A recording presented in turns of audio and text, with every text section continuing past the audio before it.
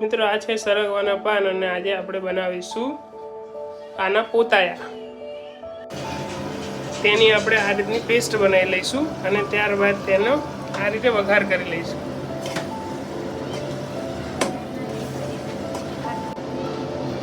તેમાં આપણે 1 ચમચી મરચું નાખીશું, થોડી હળદર નાખીશું,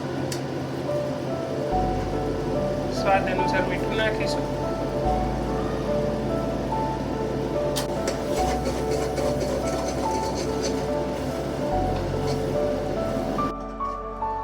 આ પેસ્ટમાં આપણે બટાકા, લીલા મરચાં, લસણ, આદુ વગેરે નાખેલ છે. જે પેસ્ટને આ રીતે લોટમાં મિક્સ કરી અને લોટ બાંધી લેવાનો છે. આ રીતે તેનો લોટ બાંધી લઈશું આપણે.